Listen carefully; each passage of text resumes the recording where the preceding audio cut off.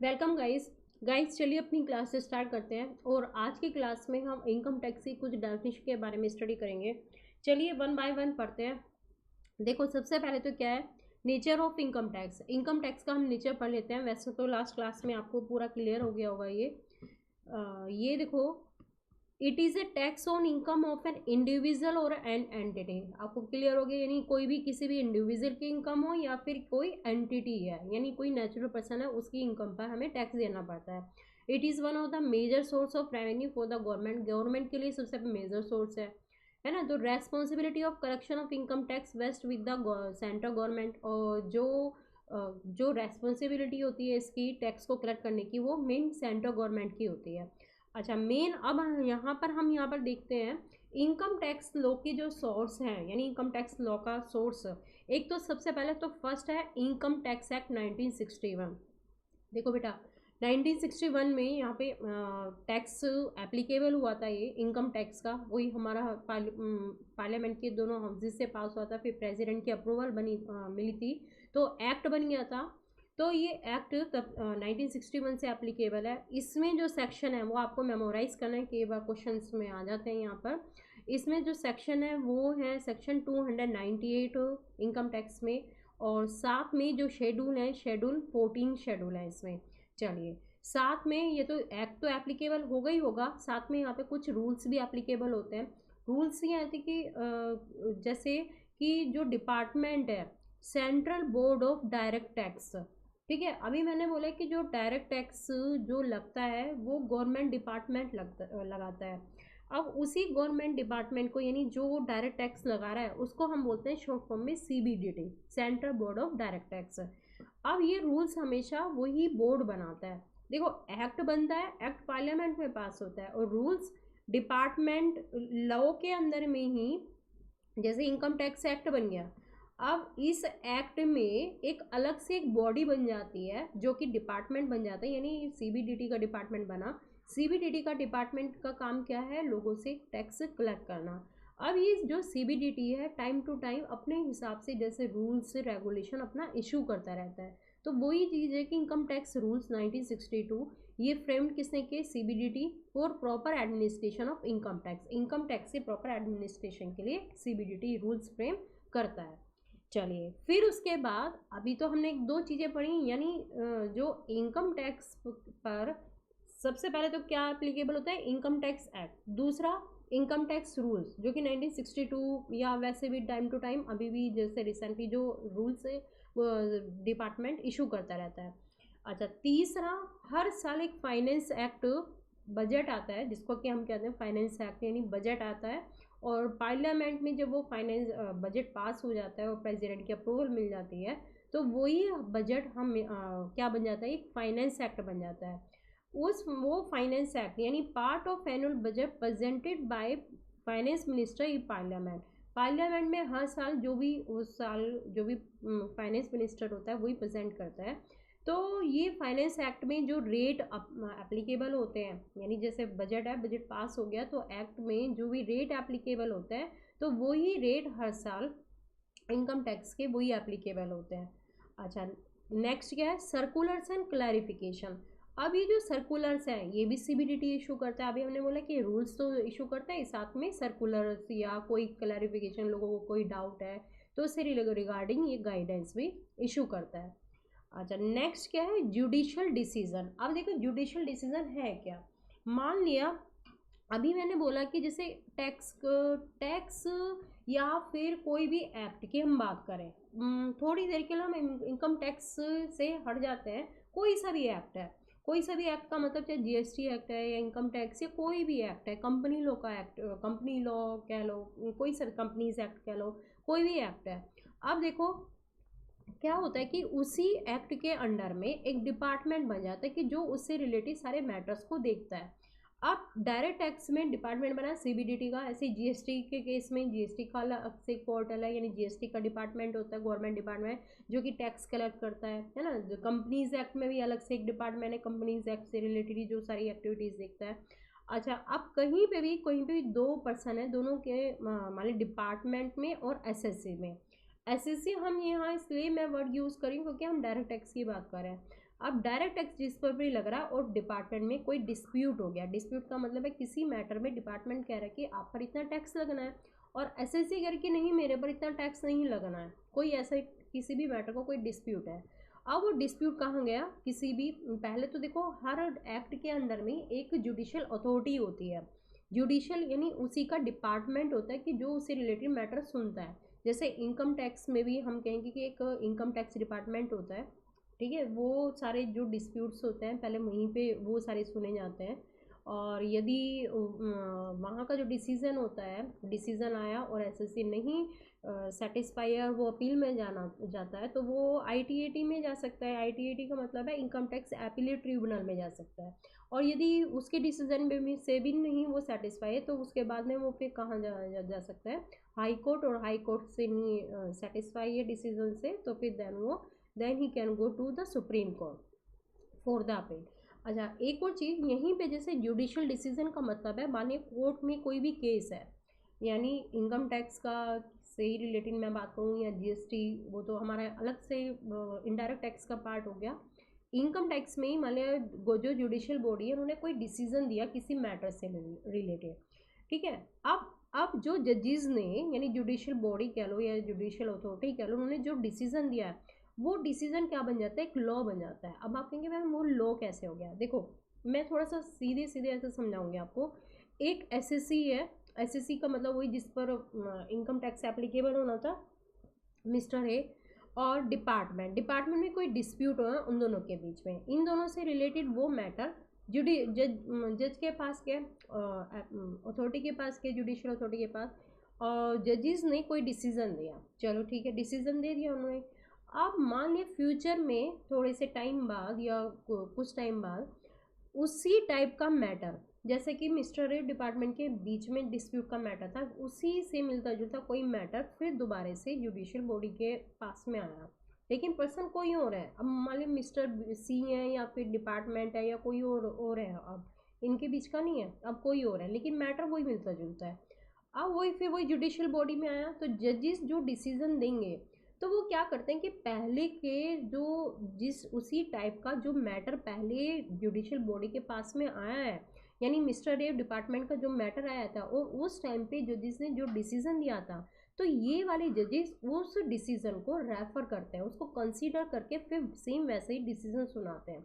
तो इस तरीके से जुडिशियल डिसीजन भी एक तरीके का लॉ ही होता है, ठीक है।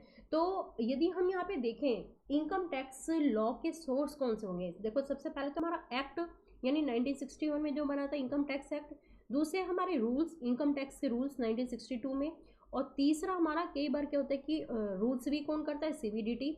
और फिर नेक्स्ट हो गया हमारा फाइनेंस एक्ट, हर साल हमारा बजट पास होता है, ये आपको मालूम ही है। और नेक्स्ट है फिर सर्कुलर्स और क्लैरिफिकेशन जो कि कई बार सीबीडीटी इशू करता है। और फिर नेक्स्ट 5th नंबर पे हमारा हो गया जुडिशियल डिसीजन। क्लियर, चलो अब यहाँ पे देखो basis of charge section 4, income tax is an annual tax. ये आपको पता है कि पूरे साल की जो इनकम है उस इनकम पे जो टैक्स लगता है उसको हमें एक ही बार देना होता है। तो इनकम टैक्स एक एनुअल टैक्स है, साल में एक बार देना होता है on total income of every person computed in accordance with the provision of this act. और उस इनकम को हम जो कैलकुलेशन करते हैं वो एक्ट के प्रोविजन के अकॉर्डिंग ही करते हैं। As the stand on first day of April in an any assessment year, ये मैं अभी आपको बाद में बताऊंगी। अच्छा, ये चीज़ आपको क्लियर हो गई। दूसरा, income of previous year is taxable in next following assessment है। अब यहाँ पे देखो, मान लिया 1 अप्रैल से लेकर 31 मार्च तक हमारा एक प्रीवियस ईयर होता है, ठीक है, प्रीवियस ईयर।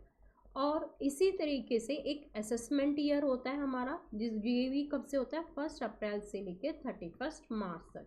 अब आप क्वेश्चन ये आपके मन में रेज हो रहा होगा कि मैम फिर इनमें फ़र्क क्या। देखो, मान लिया 1 अप्रैल 2018 की मैं बात करती हूँ, या मैं कहती हूँ 1 अप्रैल 2019 से लेकर 31 मार्च 2020 तक, ठीक है। 1 अप्रैल 2019 से लेकर 31 मार्च 2020 तक कोई भी एक एसएससी है, मान लीजिए मिस्टर ए है, मिस्टर ए को इस ईयर के दौरान में यानी 1 अप्रैल 2019 से लेकर 31 मार्च 2020 तक जो भी इनकम जनरेट हुई है मिस्टर ए को, ठीक है। तो उस इनकम जो भी जनरेट हुई है, उस इनकम जनरेशन के लिए हम क्या मानेंगे, वो प्रीवियस ईयर कौन सा है, 1 अप्रैल 2019 से लेकर 31 मार्च 2020 तक। अब जो इस साल में इनकम जनरेट हुई है, इस इनकम जनरेट पर मिस्टर ए को टैक्स कब देना, कब गवर्नमेंट डिपार्टमेंट को सबमिट करना पड़ेगा, उनका उसका माना जाएगा असेसमेंट ईयर, यानी 1 अप्रैल 2020 से लेकर, यानी उससे नेक्स्ट, ये तो हमारा हो गया 1 अप्रैल 2019 से लेकर 31 मार्च 2020 तक। फिर उससे नेक्स्ट ईयर हमारा बना 1 अप्रैल 2020 से लेकर 31 मार्च 2021, यानी इस ईयर में जो भी मेरी इनकम जनरेट होगी, ठीक है, उस इनकम पे जो टैक्स देना पड़ेगा मुझे उससे नेक्स्ट असेसमेंट ईयर में देना होगा, ये वाले असेसमेंट ईयर में। तो यदि मैं कहूँ तो एक ही ईयर, यदि मैं देखो बात करती हूँ 1 अप्रैल 2020 से लेकर 2021, यही मेरा एक प्रीवियस ईयर भी हो सकता है और यही मेरा एक असेसमेंट ईयर भी हो सकता है। देखो कैसे, असेसमेंट ईयर कौन किसके लिए, ये असेसमेंट ईयर है ये 1 अप्रैल 2019 से लेकर 31 मार्च 2020 तक जो भी मेरी इनकम हुई है, ठीक है, 1 अप्रैल 2019 से लेकर 31 मार्च 2020 तक के ईयर में जो भी मेरी इनकम हुई है, उस इनकम पर मुझे टैक्स इस ईयर में देना होगा। तो ये ईयर इस वाली इनकम के लिए क्या हो गया, असेसमेंट ईयर हो गया, ठीक है। अब मेरा बिजनेस बंद तो नहीं हुआ, मेरा बिजनेस तो कंटिन्यू हो रहा है। अब मेरा बिजनेस मैं इसमें भी इस साल में भी कमाऊंगी। अब इस साल में यानी 1 अप्रैल 2020 से लेकर 31 मार्च 2021 तक मुझे जो भी इनकम जनरेट हुई है, जो भी इनकम जनरेट हुई है, उस इनकम के लिए प्रीवियस ईयर कौन सा होगा मेरा, उस इनकम के लिए मेरा प्रीवियस ईयर यही होगा 1 अप्रैल 2021 और 1 अप्रैल 2020 से लेकर 31 मार्च 2021 तक, ठीक है। लेकिन इस ईयर में यानी 2021 में जो मेरा प्रीवियस ईयर, अब देखो यही साल एक चीज के लिए तो क्या हो गया प्रीवियस ईयर और दूसरी के लिए क्या है असेसमेंट ईयर। कैसे, यही वाला साल यदि मैं कहूँ कि जो इस साल में जो इनकम हो रही है, उस इनकम के लिए तो क्या है ये प्रीवियस ईयर, लेकिन जो इससे प्रीवियस ईयर में यानी इससे पहले वाले साल में जो इनकम, जिस साल में मैंने इनकम जनरेट की है, उस इनकम के लिए ये क्या माना गया असेसमेंट ईयर, यानी इस इनकम पर मेरा जो टैक्स बैठ रहा है वो मुझे इस साल जमा कराना है। और इस वाली इनकम पे मेरा जो टैक्स बैठेगा वो मुझे कब जमा कराना होगा, 1 अप्रैल 2021 से लेकर 31 मार्च 2022 तक, है ना। तो इस ईयर में जो मेरी इनकम जनरेट हो रही है उसका प्रीवियस ईयर कौन सा होगा, 1 अप्रैल 2020-21, और इस इनकम का मुझे टैक्स कब देना होगा, इस ईयर में। तो ये वाला इस वाली इनकम के हिसाब से क्या बन गया असेसमेंट ईयर, ठीक है। तो एक ही साल मेरा प्रीवियस ईयर भी हो सकता है और असेसमेंट ईयर भी, वो हमें देखना होगा। मेन मोटा मोटा हमें क्या देखना है, जिस भी प्रीवियस ईयर में हमें इनकम जनरेट हो रही है, ठीक है, तो वो जिस इनकम उस इनकम के नज़रिए से वो हमारा क्या है प्रीवियस ईयर है, और उससे नेक्स्ट ईयर हमारा क्या है असेसमेंट ईयर, जिसमें कि हमें उस इनकम से रिलेटेड उसका टैक्स पे करना है। क्लियर, चलो अच्छा। अब ये यहाँ पे ये तो चीज़ हमने कर लिया, प्रीवियस ईयर ये हमने बात कर ली कि जो इनकम है प्रीवियस ईयर की वो हमेशा टैक्सेबल कब होगी, उससे नेक्स्ट असेसमेंट ईयर में। लेकिन कुछ एक्सेप्शन है, एक्सेप्शन अभी देखेंगे हम, है ना, 172 173 अभी हम पढ़ेंगे इस सेक्शन, कोई दिक्कत नहीं है। अच्छा ये चीज़ हमने बात कर ली। फिर tax rate are fixed by annual finance act. अभी मैंने बोला कि जो इनकम टैक्स है, एक यहाँ पे हमारा हर साल फाइनेंस एक्ट आता है, बजट आता है, तो अब मेरी इनकम पे कितने हिसाब से टैक्स का रेट होगा। अभी मैं बार बार जब मैंने लास्ट क्लास में भी अभी आपको बताया था कि 2.5 लाख तक की इनकम मेरी एग्जाम्प्ट है, ठीक है, यानी उस पर मेरी कोई टैक्स नहीं देना होता। फिर यदि 2,50,000 से ज़्यादा है और 5 लाख तक की है तो उस वाली इनकम पर मुझे कितना टैक्स देना होगा, 5% देना होगा। मैंने जो रेट बताया आपको 5%, 20%, 30%, वो किसके बेस पर बताए, फाइनेंस एक्ट के बेस पर बताए, यानी एनुअल बजट जो आता है, ठीक है। तो ये जो टैक्स के रेट हैं ये हर साल चेंज हो जाते हैं, कोई दिक्कत नहीं है, क्या पता सेम भी रहे कुछ साल। अब जैसे यही वाले टैक्स के रेट हमारे लास्ट ईयर भी थे, इस साल भी यही है। तो एनुअल फाइनेंस एक्ट के थ्रू ये डिसाइड होते हैं। However income tax act has prescribe specific rates in respect of certain income, वो हम आगे आगे पढ़ेंगे। कुछ इनकम के केस में हमारे फिक्स रेट होते हैं, उनमें कोई चेंज नहीं होता। चलो, फिर income taxes do be deducted at the sources और paid in advance as provide under provision of the act. अब देखो, कई बार जो हमारा इनकम टैक्स होता है वो डिडक्ट हो जाता है। अब यहीं पर आपको थोड़ा सा कन्फ्यूज़न हो गया होगा। देखो क्या होता है, अभी मैं थोड़ा सा इसको लिख कर समझा देती हूँ। वैसे तो इसका टीडीएस का और एडवांस टैक्स का हम क्लास में आगे पढ़ेंगे, पर मैं थोड़ा सा समझाती हूँ। टीडीएस का मतलब आपको समझा देती हूँ। टीडीएस का क्या मतलब है, आज कोई भी मिस्टर ए है, मान लिया आप मिस्टर ए हो, और मान लिया मैं एग्जांपल लेती हूँ, बैंक है, ठीक है। बैंक में आपने कुछ पैसा जमा कराया है, चलो बैंक में डिपॉजिट कराया। अब डिपॉजिट के दौरान आपको क्या हो रहा है, उससे इंटरेस्ट मिल रहा है, ठीक है। इंटरेस्ट आपकी इनकम हो रही है। तो इनकम टैक्स डिपार्टमेंट ये कहता है, यानी कुछ अथॉरिटीज़ को, यानी जैसे बैंक को बोला है कि जब भी एक लिमिट बोलिए, अभी मैं लिमिट के बारे में बात नहीं करूँगी कितनी लिमिट है, अभी वैसे 40,000 हो गया, पहले 10,000 थी। अभी लिमिट की बात नहीं करूँगी, हम टीडीएस वाले चैप्टर जब पढ़ेंगे तब बात करेंगे। इनकम टैक्स डिपार्टमेंट बैंक को ये बोल रहा है कि जब आप किसी को भी इनकम दे रहे हो, ठीक है। अब देखो, मिस्टर ए ने डिपॉजिट कराया बैंक में, तो बैंक से मिस्टर ए को इंटरेस्ट मिल रहा है। तो मिस्टर ए की क्या है, इंटरेस्ट, ये इनकम है। तो एक तरीके से इनको इनकम मिल रही है, तो इस इनकम पर मिस्टर ए को गवर्नमेंट डिपार्टमेंट को टैक्स जमा करना चाहिए, इनकम जनरेट हो रही है ना। लेकिन इनकम टैक्स डिपार्टमेंट उस सोर्स को, ठीक है, सोर्स कौन सा, जहाँ से मिस्टर ए को इनकम जनरेट हो रही है, उसी सोर्स को ये कहता है कि जब आप उस पर्सन को इनकम दे रहे हो, ठीक है, और मिस्टर ए को इनकम दे रहे हो, और मिस्टर ए से मुझे गवर्नमेंट डिपार्टमेंट कह रहा है मुझे इसी इनकम पर मुझे टैक्स देना है, तो सोर्स को ये बोलता है कि आप इसको इनकम देते समय अभी वो टैक्स की अमाउंट डिडक्ट करके दे दो। कहने का मतलब है, यदि बैंक मिस्टर ए को as a interest 50,000 rupees as a interest दे रहा है, ठीक है, और इनकम टैक्स डिपार्टमेंट ने बोला कि टीडीएस आपको काटना 10%, सपोज करो, मैं ऐसा अभी कोई रूल नहीं बता रही हूँ, एट द रेट ऑफ 10% आपको टीडीएस मिस्टर ए को देना है इस पर, ठीक है। मिस्टर ए की बैंक को बोला है कि आप जो भी इसको मिस्टर ए को इनकम दे रहे हो उसका 10% अभी टैक्स डिडक्ट करना है इनकी इनकम में से, यानी 50,000 की लायबिलिटी बैठती है बैंक को मिस्टर ए को 50,000 रुपये देने की। अब बैंक क्या करेगा, एट द रेट ऑफ 10% 5,000 रुपये डिडक्ट करेगा टीडीएस, और ये 5,000 रुपये कहाँ जमा करा देगा, इनकम टैक्स डिपार्टमेंट को, और बाकी की रिमेनिंग अमाउंट 45,000 ये मिस्टर ए को पे कर देगा, ठीक है। तो इस तरीके से जो मिस्टर ए को जो इनकम हुई है उस इनकम पे ऑलरेडी टैक्स कट चुका है, क्लियर। तो इसको बोलते हैं हम टीडीएस, यानी tax deducted at source. Source का मतलब है जिस सोर्स से एसएससी को इनकम जनरेट हुई है उसी सोर्स पर पहले ही टैक्स कट चुका है, डिडक्ट हो चुका है, ठीक है। तो अब मिस्टर ए को दोबारा से उस पर टैक्स डिपॉजिट कराने की जरूरत नहीं है डिपार्टमेंट को। अच्छा, फिर एक ये तो होता है हमारा टीडीएस। दूसरा होता है पेड इन एडवांस। एडवांस का मतलब होता है कि मिस्टर ए को कोई इनकम जनरेट हो रही है, मान ली 2019 से 2020 का एक प्रीवियस ईयर है, प्रीवियस ईयर कह लो या फाइनेंशियल ईयर कह लो, बात एक ही है, ठीक है। फाइनेंशियल ईयर है, प्रीवियस ईयर, इसमें कोई इनकम जनरेट हो रही है, तो डिपार्टमेंट कहते हैं कि इस ईयर में जो भी आपको इनकम जनरेट होगी, ठीक है, इस ईयर में जो भी आपको जनरेट होगी उसका टैक्स आप अभी एडवांस में जमा कराओ।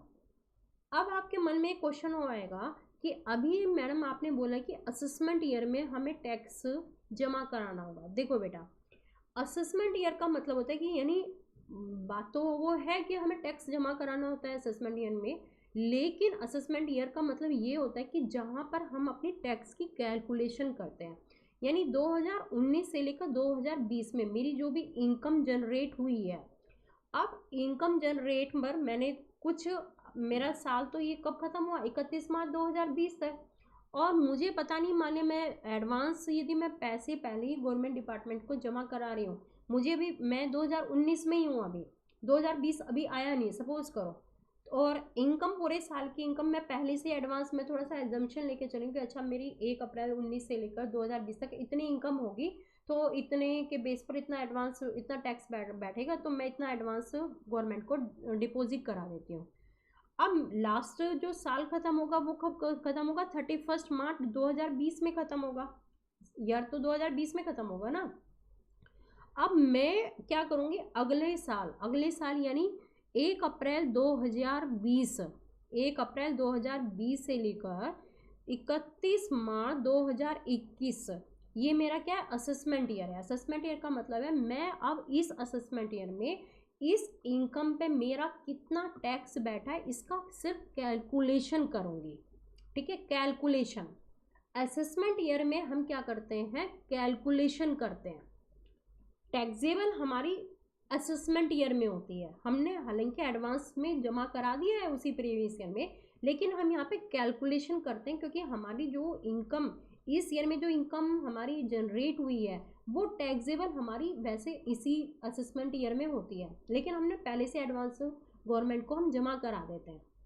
यहाँ पे हम कैलकुलेट करेंगे, कैलकुलेट करने के बेस पर हम देखेंगे हमारी कितनी टैक्स लायबिलिटी बैठती है। ठीक है, टैक्स लायबिलिटी निकालेंगे हम। अब यहाँ देखो हमने पहले गवर्नमेंट को एडवांस टैक्स जमा करा दिया है, अब हम उस टैक्स लायबिलिटी को एडवांस टैक्स से कंपेयर करेंगे। यदि हमारा क्या होगा, टैक्स लायबिलिटी ज़्यादा बैठती है और एडवांस टैक्स हमने जो जमा कराया वो कम है, ठीक है, वो सॉरी एडवांस टैक्स हमारा कम है, तो जो डिफरेंस अमाउंट है वो हम दोबारा से फिर वो असेसमेंट ईयर में डिपॉजिट करा देंगे, हो सकता है। अच्छा, दूसरा केस क्या हो सकता है कि हमने एडवांस टैक्स ज़्यादा जमा करा दिया है, एडवांस टैक्स हमने ज़्यादा जमा करा दिया और हमारी जो टैक्स लायबिलिटी है वो हमारी कम बैठती है, ये भी तो हो सकता है। तो उस वाले केस में जब हम असेसमेंट ईयर में हम ये कैलकुलेट करेंगे और हमने देखा कि हमने तो पहले से एडवांस टैक्स जमा करा दिया है, तो हमें जो डिफरेंस अमाउंट है इसका हमें रिफंड मिल जाता है। ठीक है, उसका हमें बाद में रिफंड मिल जाता है, कोई ऐसा उसमें इशू नहीं आता। मेन यहाँ पे मैं जो आपको कंसेप्ट करा रही हूँ वो टीडीएस का और एडवांस टैक्स के बारे में ही बता रही हूँ। क्लियर? तो अब ये सेक्शन 4 आपको क्लियर हो गया होगा, है ना, यानी एनुअल इनकम पे जो भी प्रीवियस ईयर की जो भी हमारी इनकम है उस पर हमें टैक्स, जो इनकम जनरेट होती है उस इनकम जनरेशन के बेस पे वो हर ईयर हमारा क्या होता है? Previous year. और उस प्रीवियस ईयर की इनकम हमारी जो टैक्सेबल होती है वो कब होती है? नेक्स्ट ईयर में, और उस ईयर को हम क्या बोलते हैं? Assessment year. क्लियर? चलिए, अब ये पर्सन की डेफिनेशन आपको क्लियर हो गई होगी, अभी मैंने लास्ट क्लास में आपको कराई थी। अच्छा, फिर आ जाओ यहाँ पे प्रीवियस ईयर पर आ जाओ। प्रीवियस ईयर का मतलब क्या है? वही देखो, सिंपल वही है। Previous year means financially immediately preceding the assessment year, बात वही हो गई, यानी असेसमेंट ईयर का बिल्कुल प्रीसीडिंग ईयर, यानी बिल्कुल उससे पहले का साल। Financial year means a year which start from, वही चीज़ है, 1 अप्रैल से लेकर 31 मार्च। प्रीवियस ईयर हम ये भी कह लेते हैं, कहेंगे कि income tax is payable on income earn during the previous year, यानी प्रीवियस ईयर में जो भी हमें इनकम जनरेट होती है, जो भी इनकम हमें अर्न हुई है, उसी इनकम पर हमें इनकम टैक्स पे करना होता है। और वो इनकम टैक्स हम कम असेस करते हैं, यानी कब कैलकुलेट करते हैं? इन द इमीडिएटली सक्सीडिंग, यानी उससे नेक्स्ट फाइनेंशियल ईयर में, जो कि हमारा क्या कहा जाता है? Assessment year. क्लियर? देखो वही चीज़ें यहाँ पे असेसमेंट ईयर का देखो तो ये भी 12 महीने का ही होता है, वही 1 अप्रैल से लेकर 31 मार्च तक का होता है। टैक्स इज लेवीड, टैक्स हमेशा कब होता है? वो असेसमेंट ईयर में ही लेवी होगा। क्लियर? चलिए, अच्छा कुछ पॉइंट यहाँ पे देखो। First, previous year for a business profession newly set up during the financial year और for a new source of income. कोई हमारा नया बिजनेस स्टार्ट हुआ है, अब देखो मैं जैसे सारिका गुप्ता, मैं कोई भी बिजनेस स्टार्ट कर रही हूँ, जरूरी तो नहीं मैं 1 अप्रैल से ही शुरू करूँ, है ना, बिजनेस तो कभी भी स्टार्ट हो सकता है। मान लिया आप ही कल को कोई बिजनेस स्टार्ट करना चाह रहे हो तो जरूरी नहीं आप 1 अप्रैल की डेट ही चूज़ करो, है ना, जब भी आपको रिसोर्सेज मिलेंगे आप तभी से बिजनेस स्टार्ट कर दोगे। तो उस वाले केस में जब आप कोई नया बिजनेस स्टार्ट कर रहे हो और 1 अप्रैल से आपका बिजनेस स्टार्ट नहीं हो रहा है बल्कि किसी और डेट से हो रहा है, किसी और डेट का मतलब है मान लेती हूँ 1 सितंबर से हो रहा है, 1 सितंबर से भी क्यों, मैं 11 सितंबर 2020 से मानती हूँ कि आप इस डेट पर आपने अपना बिजनेस सेटअप किया और यहाँ से आपने अर्निंग शुरू करी। ठीक है, तो उस वाले केस में जब हमारी अर्निंग शुरू होगी यहाँ पे, तो बिजनेस प्रॉफिट न्यूली सेटअप है या न्यू सोर्स ऑफ इनकम हमें हो रही है। तो ये इस साल हमें इनकम जनरेट होगी, देखो अब इसके लिए हमें इनकम कब से जनरेट होगी, 11 सितंबर 2020 से लेकर 31 मार्च 2021, ये मेरा पहला प्रीवियस ईयर होगा इस वाले केस में। यानी 11 सितंबर 2020 से लेकर 31 मार्च 2021 तक जो भी मेरी इनकम जनरेट होगी, उस इनकम के लिए ये यार क्या माना जाएगा, प्रीवियस ईयर माना जाएगा। ठीक है, अब इस इनकम पर मुझे कितना टैक्स करना है या कितना है, इसकी कैलकुलेशन मैं कब करूँगी, 1 अप्रैल 2021 से लेकर 31 मार्च 2022 तक। ठीक है, क्लियर हो गया। चलो फिर अच्छा, मैंने अभी बोला कि वैसे तो प्रीवियस ईयर में जो भी इनकम होती है उसका वही हमारा क्या होता है, प्रीवियस ईयर होता है उस इनकम के हिसाब से, और उसकी कैलकुलेशन हम नेक्स्ट ईयर में करते हैं, जो कि उस इनकम के हिसाब से क्या माना जाता है, असेसमेंट ईयर माना जाता है। लेकिन कुछ केसेस में, अभी मैंने वो बताया ना कुछ एक्सेप्शन है, एक्सेप्शन वही चीज़ अब हम पढ़ेंगे। कुछ एक्सेप्शन केस में प्रीवियस ईयर यानी जिस साल हमें इनकम जनरेट हो रही है उसी साल हम उसकी कैलकुलेशन करते हैं और उसी साल हम उसको गवर्नमेंट डिपार्टमेंट को जमा कराते हैं। यानी वही जिस साल हमें इनकम जनरेट हो रही है वही साल हमारा कुछ केसेस में असेसमेंट ईयर भी वही साल माना जाता है। यानी प्रीवियस ईयर और असेसमेंट ईयर सेम ही होता है। अब आप कहेंगे मैम ऐसा कैसे, देखो सबसे पहले तो सेक्शन देखो 174 देखो, shipping business of non resident, कोई भी नॉन रेजिडेंट है और शिपिंग बिजनेस करता है, शिपिंग का मतलब उसके शिप चलते हैं, नॉन रेजिडेंट है। अब वो शिप जो चला रहा है, ठीक है, शिप जो चला रहा है, शिप एक जगह तो नहीं चला रहा है, नॉन रेजिडेंट है, हो सकता है उसका जो शिप है हमारे इंडियन टेरिटरी से होता हुआ, इंडियन टेरिटरी से यहाँ पर आता हुआ, यहाँ से कुछ अर्निंग करके लेके जा रहा है, नॉन रेजिडेंट का ship. A non-resident who is carrying on a shipping business earns income from carrying passenger livestock goods from a port in India. India के पोर्ट से कोई भी पैसेंजर लेके जा रहा है, कोई भी लाइव स्टॉक, कोई भी कुछ भी चीज़ या गुड्स लेकर जा रहा है, उससे वहाँ से अर्निंग जनरेट करके फिर वो जैसे पैसेंजर को लेके गया और शिप चला गया। अब यहाँ से पैसेंजर चढ़े, पैसेंजर से उस शिप को इनकम हुई है, इनकम कहाँ पर जनरेट हुई है, इंडिया की उस पर हुई है, इंडिया के यहीं से तो वो पैसेंजर चढ़े हैं या गुड्स लोड हुआ है, तो इनकम यहाँ से जनरेट हुई है, यहीं की टेरिटरी में हुई है। तो इसका मतलब उस इनकम पर इस शिप को, यानी इस शिप का जो ओनर है नॉन रेजिडेंट है, उसको यहाँ इंडिया में टैक्स देना होगा। अब मान लिया प्रीवियस ईयर के दौरान ये शिप आया, प्रीवियस ईयर कौन सा, 2020 से लेकर 2021 की मैं बात करती हूँ। ठीक है, 1 अप्रैल या मैं मान लेती हूँ 2019 की बात करती हूँ। ठीक है, 1 अप्रैल 2019 से लेकर 31 मार्च 2020 के बीच में ये शिप आया और उसको ये इतनी इनकम जनरेट हुई है। तो यदि हम ऐसे लॉ के हिसाब से देखें तो ये इनकम पर का असेसमेंट ईयर हम कौन सा मानेंगे, 2021 मानेंगे, है ना। यहीं पे तो हम कैलकुलेट करेंगे कि उस इनकम पे जो हमें इस साल जनरेट हुई है उस पर हमें कितनी टैक्स की लायबिलिटी बैठती है। लेकिन अब ये देखो ये शिप आया, शिप तो उसी दिन चला जाएगा या थोड़े से दिन रुक के तब चला जाएगा। अगले साल फिर इनकम टैक्स डिपार्टमेंट उस नॉन रेजिडेंट को कहाँ ढूंढेगा, है ना, कोई उसके पीछे पीछे वहाँ पे फॉरेन कंट्री में तो जाएगा नहीं इनकम टैक्स डिपार्टमेंट की, कि भैया आप पिछले साल आए थे और यहाँ से आपको इनकम जनरेट करके ले गए थे इंडिया से, तो आप इनकम टैक्स दो। तो यहाँ 172 सेक्शन में जहाँ कहीं पे भी कोई नॉन रेजिडेंट शिपिंग बिजनेस के थ्रू कोई इंडिया की टेरिटरी से यदि कोई ऐसे अर्निंग करके लेके जा रहा है, तो जिस प्रीवियस ईयर में वो अर्न कर रहा है वही उसका क्या माना जाता है, असेसमेंट ईयर। यानी जैसे ही वो जब आता है तो तभी उसकी लायबिलिटी बनती है कि वो अपनी टैक्स की कैलकुलेशन करे और गवर्नमेंट को टैक्स जमा कराए उसी प्रीवियस ईयर। यानी प्रीवियस ईयर और वो असेसमेंट ईयर सेम वही माना जाता है उस वाले केस में। क्लियर। इस वाले केस में यहाँ पे क्या होता है, देखो in this case 7.5% of the amount of fair freight charge.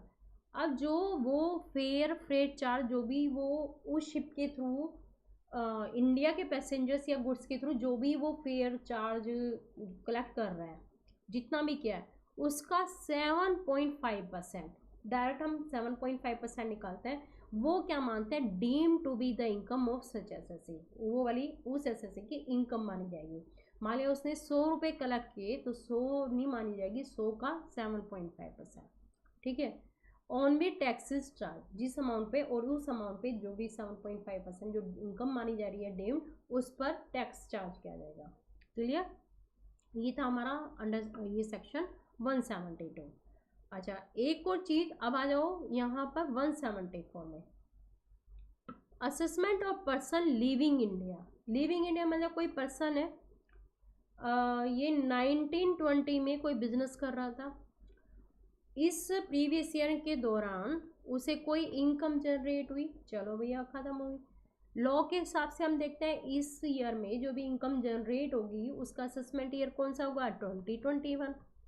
इस ईयर की इनकम पर टैक्स की कैलकुलेशन हम इस असेसमेंट ईयर में करेंगे, ठीक है। रिटर्न भी इस ईयर की इनकम पर कितनी इनकम हुई है उस इनकम के हिसाब से इनकम टैक्स की रिटर्न इस साल में वो फाइल करेगा 2021 में, और जो टैक्स लायबिलिटी बैठती है वो डिसाइड करेगा, ठीक है। लेकिन यदि वो पर्सन 1920 में जो भी उसने इनकम जनरेट की है वो हमेशा के लिए अब इंडिया छोड़ के जाना चाहता है, आउट ऑफ इंडिया, तो उस वाले केस में भी जिस साल उसने प्रीवियस ईयर में जो भी इनकम जनरेट की है तो उसी साल उस पर उसे क्या करना होगा, इनकम टैक्स डिपार्टमेंट को अपना टैक्स कैलकुलेट करके जमा कराना होगा, और वही प्रीवियस ईयर उसका उस वाले केस में क्या माना जाता है, असेसमेंट ईयर, ठीक है। ये है सेक्शन 174। क्लियर, चलो नेक्स्ट देखो हम यहाँ पे, अब यहाँ एक लाइन आ गई, ये लाइन बाय मिस्टेक है, इसको यहाँ से रब कर देना। Assessment of association of person, association of person आप समझ गए होंगे, पर्सन का मतलब है दोनों, है ना, ये नेचुरल भी आ गए इसमें प्लस आर्टिफिशियल, दोनों, कोई भी एसोसिएशन ऑफ पर्सन यानी पर्सन है, दो या दो से ज़्यादा मिलके पर्सन मिलके आपस में मिलके एक एसोसिएशन बना रहे हैं और एसोसिएशन के नाम से वो बिजनेस कैरी कर रहे हैं, या फिर बॉडी ऑफ इंडिविजुअल, या फिर दो या दो से ज़्यादा इंडिविजुअल मिलकर एक बॉडी के रूप में काम कर रहे हैं और कुछ अर्निंग कर रहे हैं।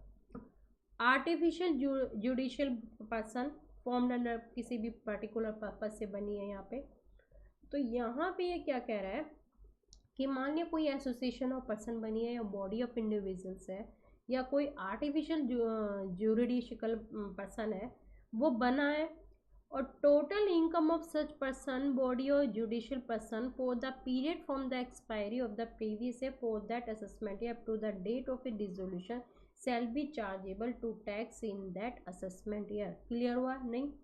मान लिया देखो इस प्रीवियस ईयर में, मान लिया मैं 1920 की बात कर रही हूँ, 1920 में इस एसोसिएशन ऑफ पर्सन को कोई इनकम जनरेट हुई है, कोई एसोसिएशन बनी है या बॉडी ऑफ इंडिविजुअल बनी है या फिर कोई जुडिशियल कोई भी आर्टिफिशियल जुडिशियल पर्सन है, एजेपी जिसको हम कहते हैं, ठीक है, वो बनी है, इनकम जनरेट हुई है, उसका मेन पर्पस ख़त्म हो गया है, और पर्पस ख़त्म होने के बाद में अब वो बॉडी या एसोसिएशन ऑफ पर्सन अब डिसोल्व होने जा रही है। डिसोल्व होने का मतलब ख़त्म होने जा रही है, 31 मार्च 2020 को ही वो ख़त्म होने जा रही है, ठीक है।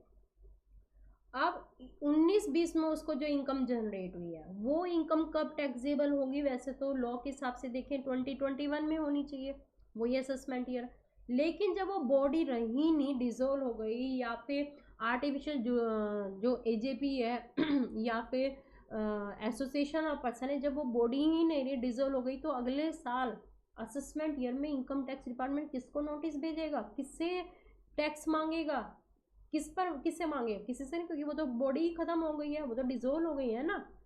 तो उस वाले केस में लॉ कहता है कि यदि कोई एसोसिएशन ऑफ पर्सन या बॉडी ऑफ इंडिविजुअल या आर्टिफिशियल जुडिशियल पर्सन कोई ऐसा बना है और उस प्रीवियस ईयर में यदि वो डिसोल्व हो रहा है, तो जिस साल वो डिसोल्व हो रहा है उस साल में वही प्रीवियस ईयर उसका क्या माना जाएगा, असेसमेंट ईयर, यानी डिसोल्व होने से पहले तक उसे क्या करना होगा, अपने सारी उस साल की इनकम पर टैक्स कैलकुलेट करना होगा, और टैक्स कैलकुलेट करने के बाद में इनकम टैक्स डिपार्टमेंट को जमा कराने के बाद में तब वो डिसोल्व हो गया। क्लियर? ये कहता है हमारा सेक्शन 174A। यहाँ तक क्लियर हो गया? चलो फिर next assessment of persons likely to transfer property to avoid tax. अब मान लो कोई पर्सन है, कोई भी पर्सन है, अब वो कोई प्रॉपर्टी को ट्रांसफर कर रहा है, क्यों ट्रांसफर कर रहा है? टैक्स से बचने के लिए, ठीक है।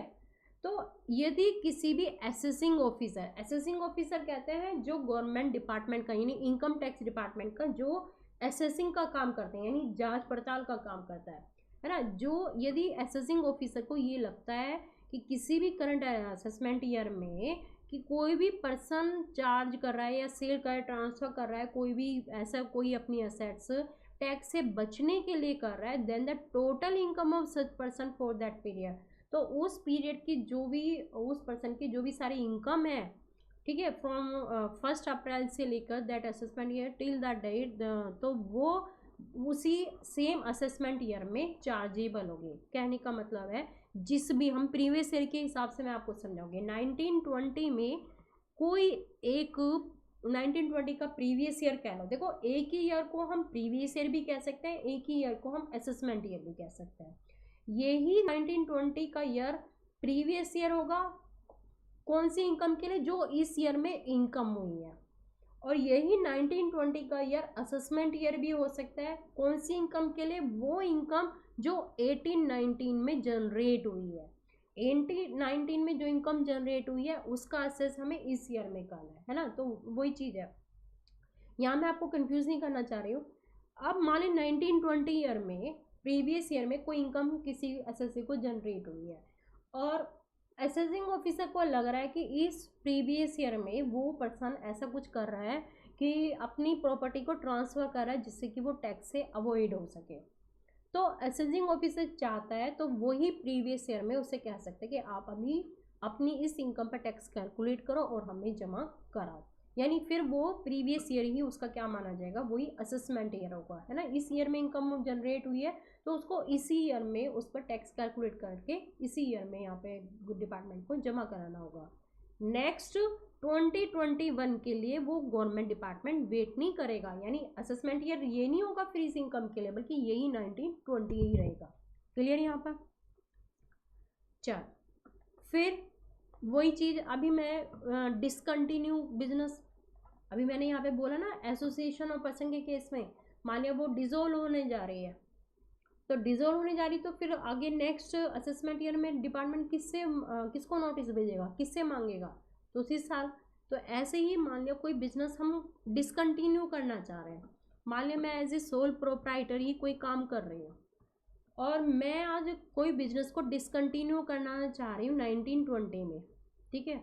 1920 में मेरे कोई इनकम हुई है तो लॉ के हिसाब से देखें तो इस इनकम में मुझे जो भी 1920 में इनकम जनरेट हुई है इस इनकम के लिए असेसमेंट ईयर कौन सा होगा? 2021 होगा।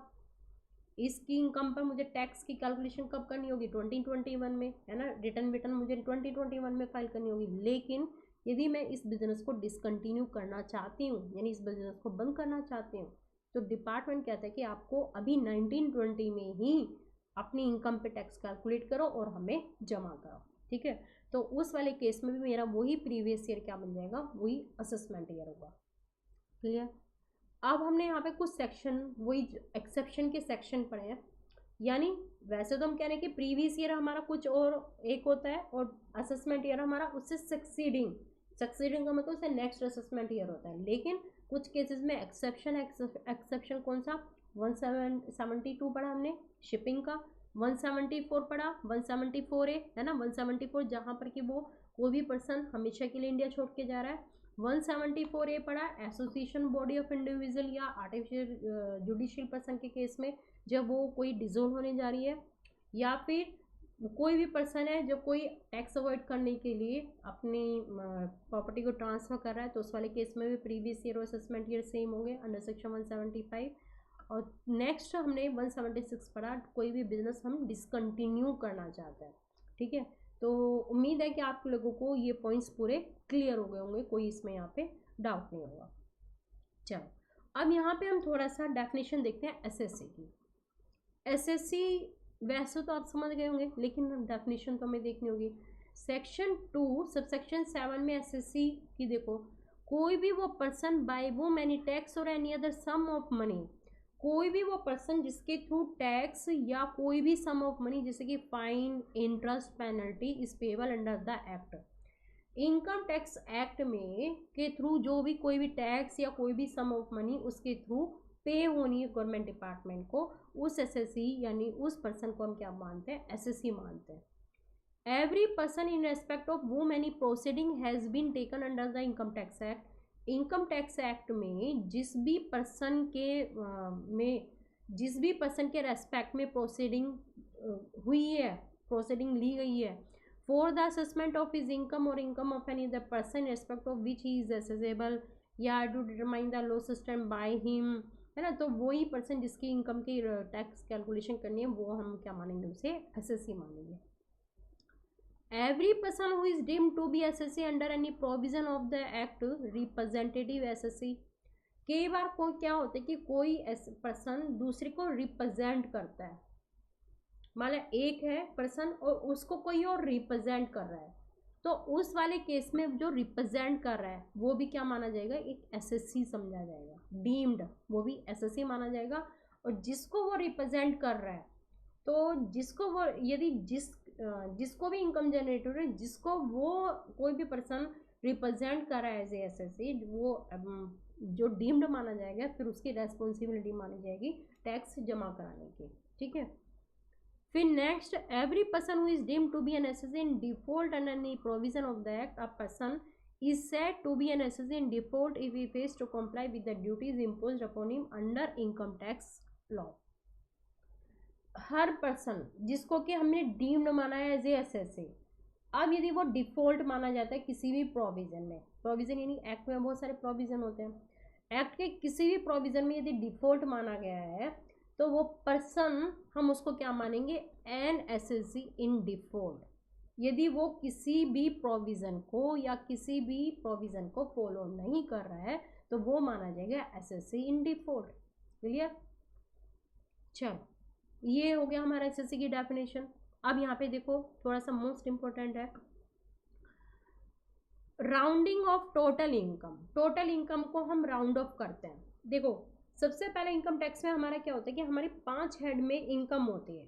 5 हेड में एक तो हमारे 5 टाइप की कोई भी business activity, sorry not business activity, हमें जो इनकम हो सकती है, इनकम टैक्स हमारी इनकम पे ही लगता है। और इनकम हमें 5 तरीके से हो सकती है। या तो मैं किसी के यहाँ पर जॉब में हूँ, यानी मेरा जिसके यहाँ पर जॉब करती हूँ उसके साथ में मेरा एम्प्लॉयर और एम्प्लॉय का रिलेशन है। ठीक है, एम्प्लॉयर एम्प्लॉय का रिलेशन है, तो उस वजह से मुझे क्या मिल रही है, यहाँ पे सैलरी मिल रही है। सैलरी क्या है, मतलब जहाँ पे सैलरी मिल रही है तो मुझे, मतलब मैं एज ए कहीं पे जॉब करती हूँ तो मुझे इनकम कैसे मिल रही है, वहाँ पे सैलरी के थ्रू मिल रही है। ये मेरी इनकम का पार्ट है, तो मुझे अपनी सैलरी पर इनकम देनी होगी। अब या फिर मेरा कोई हाउस प्रॉपर्टी है, हाउस प्रॉपर्टी को मैंने रेंट पर चढ़ाया हुआ है, तो ये रेंट भी मेरी इनकम का पार्ट होगा। तो ये रेंट, हाउस प्रॉपर्टी से जो मुझे रेंट मिलेगा, ये मेरे इस हेड में मैं इसको कैलकुलेट करूँगी। तीसरा, मुझे हो सकता है मैं किसी के यहाँ पे जॉब ना करती हूँ, मैं अपना कोई बिजनेस कैरी ऑन करती हूँ, बिजनेस करती हूँ या प्रोफेशन करती हूँ, बिजनेस या फिर प्रोफेशन। अब इसमें आपको फ़र्क पता है प्रोफेशन में, प्रोफेशन का मतलब होता है जहाँ पे मैं अपनी कोई स्किल का यूज़ करके अपनी लोगों को सर्विस दे रही हूँ। जैसे मान लिया एज ए टीचर, जैसे मैं हूँ, आपको पढ़ा रही हूँ, आपसे फीस ले रही हूँ, तो मैं एक प्रोफेशन का काम कर रही हूँ, है ना, प्रोफेशनल सर्विस दे रही हूँ आपको। तो या फिर मैं कोई बिजनेस कर रही हूँ, या जैसे डॉक्टर हैं, डॉक्टर जो प्रैक्टिस में होते हैं, जो हमारे पेशेंट को देखते हैं, तो जो उनकी फ़ीस जो चार्ज होती है वो प्रोफेशन के अंडर में आती है। लॉयर हैं, चार्टर्ड अकाउंटेंट अपना ऑफिस खोल के बैठे हैं, जैसे पीसीए काम कर रहे हैं या पीसीएस हैं, तो ये सब प्रोफेशन की कैटेगरी में आ गए। बिजनेस है, जैसे सेल या ट्रेड का काम करते हैं, कोई फैक्ट्री जो उसने खोली हुई है तो उसको जो इनकम है ना। अब बिजनेस या प्रोफेशन से जो भी इनकम जनरेट हो रही है उस पर भी टैक्स देना है।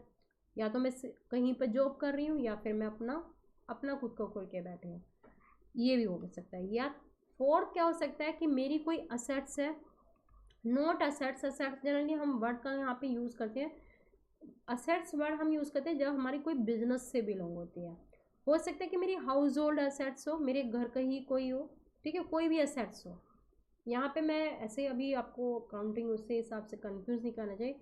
कोई भी संपत्ति है, असेट्स है, यदि मैं उसको सेल कर रही हूँ, सेल पर मुझे प्रॉफिट अर्न होना है, वो हम इसी कैपिटल गेन वाले चैप्टर में पढ़ेंगे, हम किस किस को असेट्स मानेंगे किसको नहीं, है ना। तो कौन सी असेट्स को बेचने पर हमारे कैपिटल गेन लगेगा। तो यदि कोई भी असेट्स है जिसको सेल करने से, मान लो कोई कैप मैंने असेट्स खरीदी, कोई भी संपत्ति मैंने 10,000 की खरीदी, या मैं मान लेती हूँ 1 लाख की खरीदी। कुछ टाइम मैंने 1 लाख की खरीदी और कुछ टाइम बाद मैंने उसको 1 लाख की बजाय मैंने उसको 1.5 लाख की बेच दी, ठीक है। 1 लाख की खरीदी और 1.5 लाख की बेच दी। अब मुझे उस पर कितने का प्रॉफिट हुआ? 50,000 का। तो ये मेरा 50,000 क्या हुआ? Capital gain. इनकम जनरेट हुई, तो मुझे इसमें भी कैपिटल गेन के अंडर में मुझे इस पर इनकम टैक्स डिपार्टमेंट को टैक्स देना होगा। ये मेरे 4 हेड हो गए, यानी फर्स्ट मेरा सैलरी, दूसरा हाउस प्रॉपर्टी, तीसरा बिजनेस या फिर पीजीबीपी जिसको हम शॉर्ट में बोल देते हैं, profit gains and PGBP, profit and gains from business and profession. Profession से जो भी मिलता है हम उसको बोलते हैं गेन, बिजनेस से जो भी हमें मिलता है हम उसको बोलते हैं प्रॉफिट, ठीक है, पीजीबीपी। कैपिटल गेन से हमें जो भी मिलेगा उसको हम बोल देंगे कैपिटल प्रॉफिट। अब इसके अलावा भी हमारी कुछ और इनकम हो सकती है जो इन चारों हेड में नहीं आती, उसको हम क्या बोलते हैं? Other income. जैसे हो सकता है कि मैंने बैंक में इन्वेस्टमेंट किया, इन्वेस्टमेंट किया तो वहाँ से मुझे क्या मिल रहा है? कोई इंटरेस्ट मिल रहा है, ठीक है। या फिर अचानक से कोई ऐसा भी हो सकता है, केबीसी, केबीसी में मेरा नाम आ गया, मैं गई और वहाँ से कुछ पैसे जीत लाए, ठीक है। तो इस तरीके से वहाँ से भी मुझे कुछ अर्निंग हो सकती है। तो ये हमारी होती है other source, income from other source, income from other source.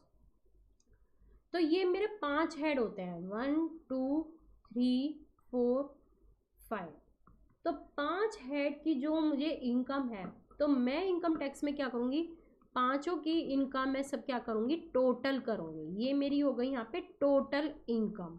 समझ में आ रहा है? यहाँ पे पांचों हेड की जो भी मेरी इनकम होगी, मान लिया हो सकता है मैं सैलरी भी ले रही हूँ, पीजीबीबी में भी आ रही है, सब में जो भी यार जो नहीं आ रहा है सबका मैं टोटल करूँगी। किसी का नहीं आ रहा है तो उसका 0 रख लूँगी, है ना। तो ऐसे करके सबका टोटल मेरा ये टोटल इनकम।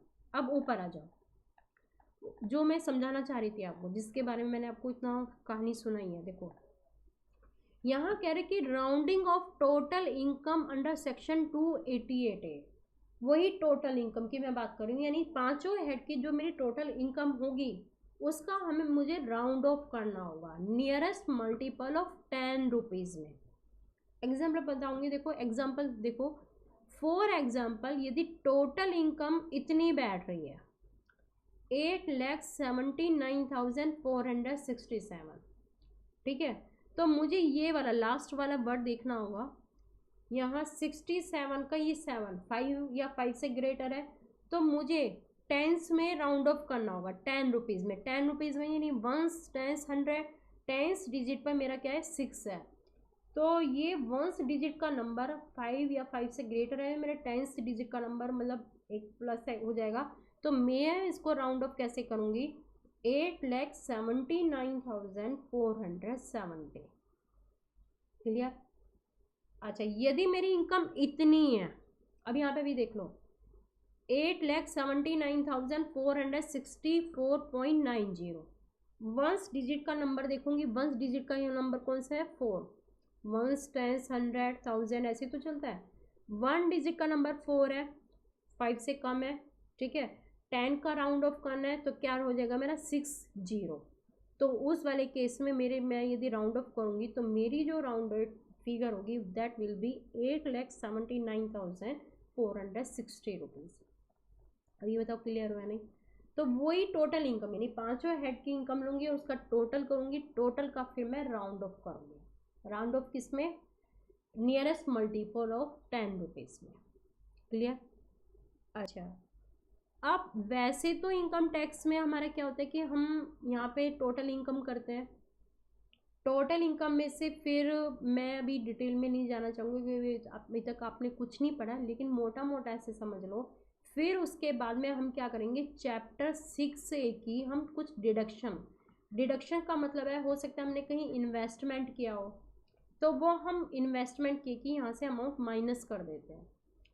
तो ये डिडक्शन माइनस करने के बाद में ये मेरी आ जाती है यहाँ पे टैक्सेबल इनकम। ठीक है, टैक्सेबल इनकम। इस टैक्सेबल इनकम पर अब मुझे टैक्स का ये देखना पड़ेगा, ये मेरी टैक्सेबल इनकम 2.5 लाख है या 2.5 लाख से ज़्यादा है या किस कैटेगरी, यानी मैंने अभी आपको ग्रे वो बताया लेवल।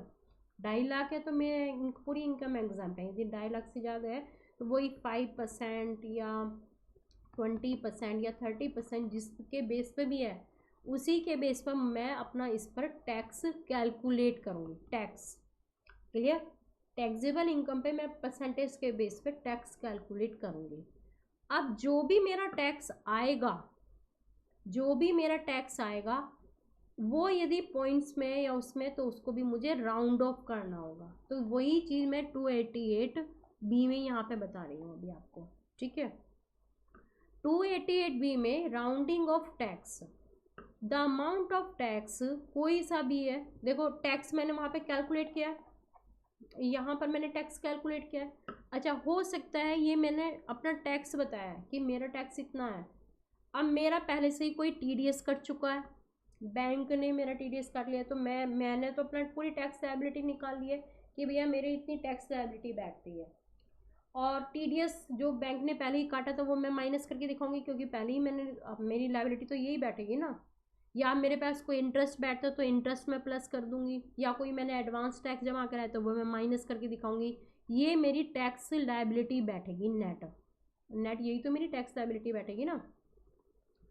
तो यानी टैक्स जो भी बैठेगा उसमें से हो सकता है मैंने टीडीएस पे कर दिया हो पहले गवर्नमेंट को, या एडवांस टैक्स जमा कराया हो वो मैं माइनस कर दूंगी, या मेरे पर कोई इंटरेस्ट लग रहा हो या फिर कोई पेनल्टी लग रही हो, तो ये सब माइनस ऐड करने के बाद में मेरी यहाँ पर ये क्या बैठेगी, नेट टैक्स लायबिलिटी। ये मेरी टैक्स लायबिलिटी बैठेगी नेट। ठीक है, तो वही चीज़ मैं कह रही हूँ, बताना चाह रही हूँ आपको, जो ये नेट टैक्स लायबिलिटी बैठेगी इसका भी मुझे क्या करना होगा, राउंड ऑफ करना होगा नियरेस्ट मल्टीपल ऑफ 10 रुपीज़ में। समझ में आ गया। 1 डिजिट का नंबर देखूंगी, यदि वो 5 या 5 से ग्रेटर है तो 10 डिजिट में और ऐड कर दूंगी, यदि 5 या 5 से कम है तो वही जो 10 डिजिट पे नंबर है वही मेरा होगा आगे 0। सेम इसी तरीके से। क्लियर हुआ या नहीं। चल, अब राउंड ऑफ का ध्यान रखना है यहाँ पे, यानी पहले हमें टोटल इनकम का राउंड ऑफ करना होता है 288 में, और फिर उसके बाद में टैक्स कैलकुलेट, जो भी हमारा टैक्स बैठता है 288B में, उस टैक्स का भी हमें राउंड ऑफ करना होता है। अब रेट ऑफ इनकम टैक्स देखो, यहाँ पर इनकम टैक्स रेट कितना है हमारा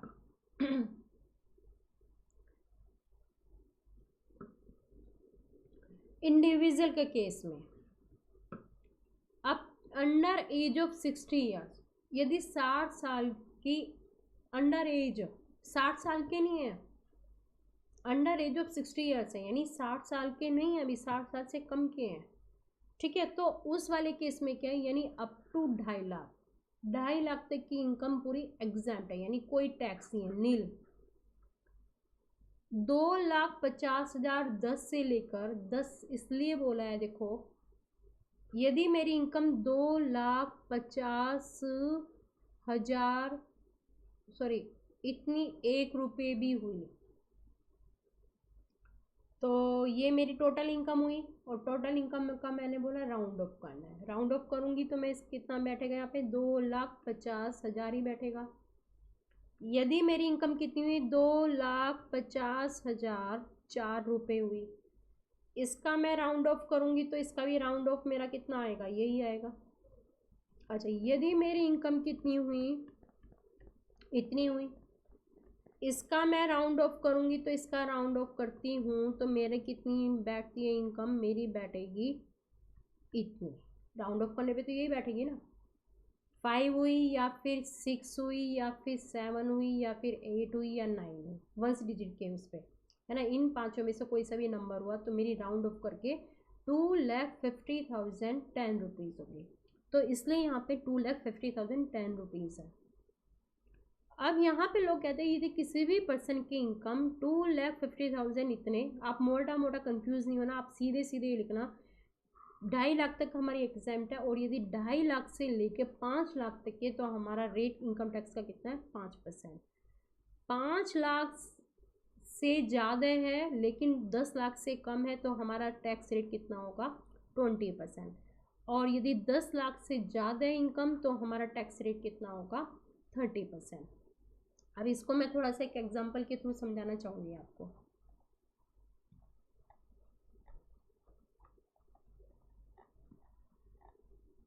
यहाँ से मैं रब कर देती हूँ थोड़ा सा, जिससे कि मुझे स्पेस मिल जाए।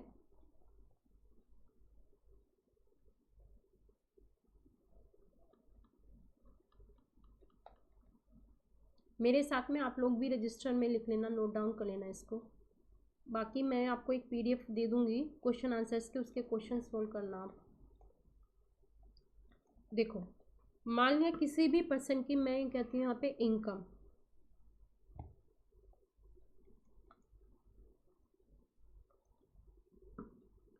मैं कहती हूँ कि इनकम मुझे कैलकुलेट, यानी इनकम है,